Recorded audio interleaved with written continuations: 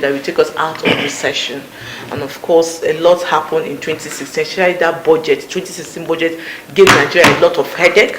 Even the legislature and the executive tried as if it was weakened through this controversy surrounding that 2016 budget. I just want to ask, do you think 2017 budget is the answer out of recession?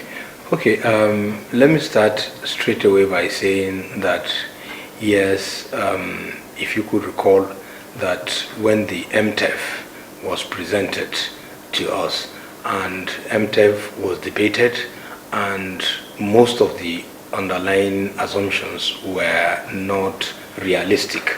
If you take, for example, the issue of the exchange rate, it was initially on the MTEF it was projected to be 290 naira to a dollar, and we felt that was just too low. And given the fact that a day before the debate, the Monetary Policy Committee of the Central Bank came out to say that the official rate would remain at 305 naira to a dollar, and we felt, why wouldn't the federal government take that as an official position? And I felt, and I keep saying this, in my contribution to that debate, I clearly said that you could see that there is no coordination between the fiscal and monetary authorities. That is very clear. And I hope in the 2017 that coherence will be able to, will be achieved, in the sense that, for example, when you have policies coming out from the monetary authorities that there is no this synergy with the fiscal authority, then we'll continue to remain where we are, because the two have to work together. There has to be that synergy. Again, the other issue is on the issue of the oil price. I think that is okay for 42.5 naira to a dollar. That's fine. But the issue of the oil production of 2.2 million barrels per day, in my opinion, that should come down to 2 million. That 2 million barrels per day, that will, to me, it's more realistic. If you look at the production, the output from January to date, we never recorded anything close to 2 million. I think maybe in the beginning of the year, where we had the highest in January. So if you take the average oil production has always targeted between 1.7, 1.8 million barrels per day. So I do not see the basis for our taking 2.2. That is on the high side.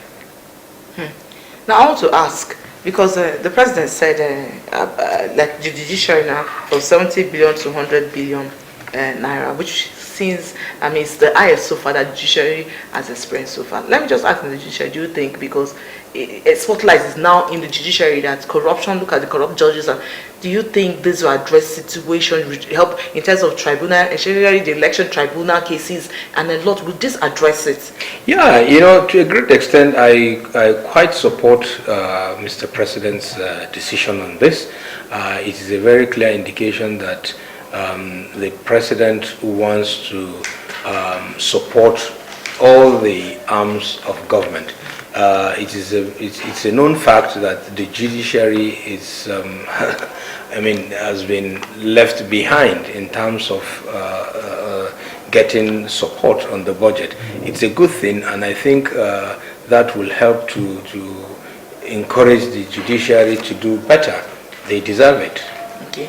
The president mentioned about even states that he knows that can generate funds in terms of to promote made in Nigerian products.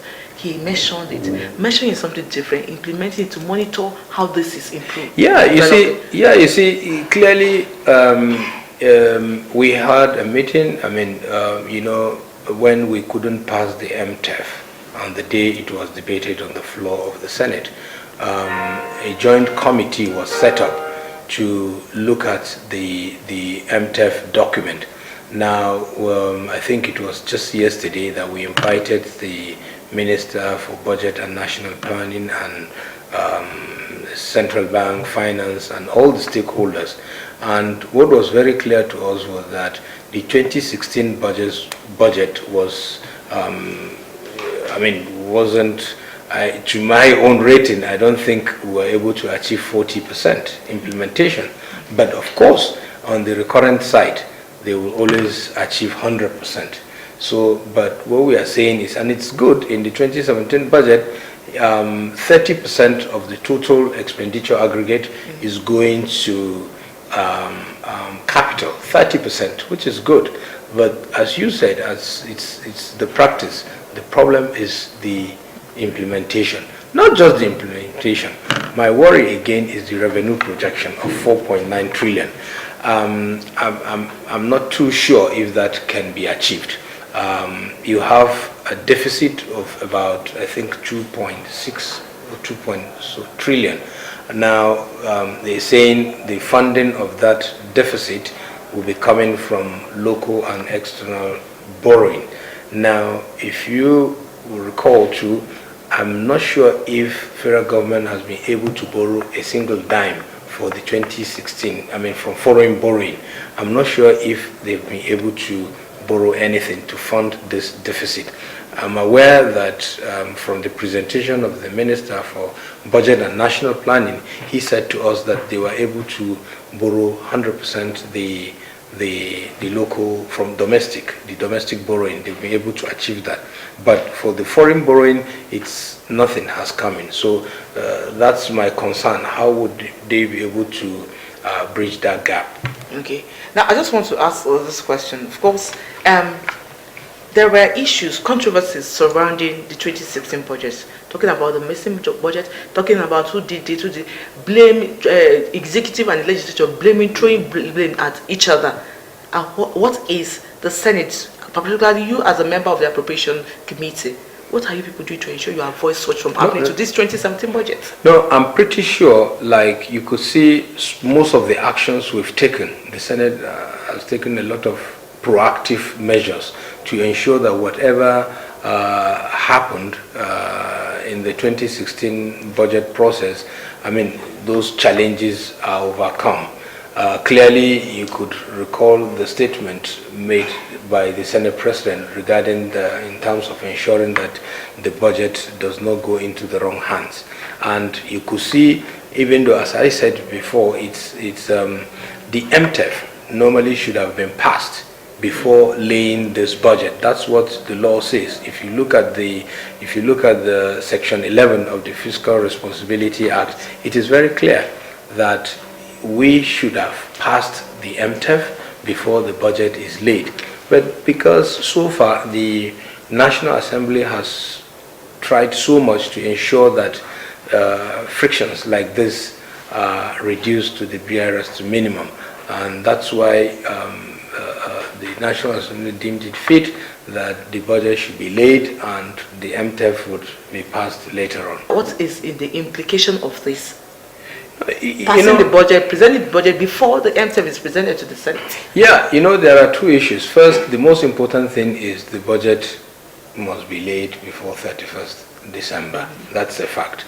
Two, the budget is just a proposal. It's not a law yet. And then the National Assembly is vested with this constitutional power to do what it thinks is right with the budget. And MTEF, of course, the underlying assumptions that you put on the MTEF are those that will be used on the budget. Now, those assumptions, those were the areas that we had issues with the executive. If you take, for example, as I said, the exchange rate, the oil production output, and many others, and this lack of coordination between the fiscal and monetary authorities. Those were issues that we captured. And the good thing is that from the Mr. President's presentation, you could see that he has taken our contributions seriously, because now from this presentation you could see the benchmark on the exchange rate is 305 naira to $1, and the production output is, of course, is still the 2.2, but the oil price is at 42.5. That is realistic to me. where I have issue, of course, you have a total aggregate of over 7.2, about 7.29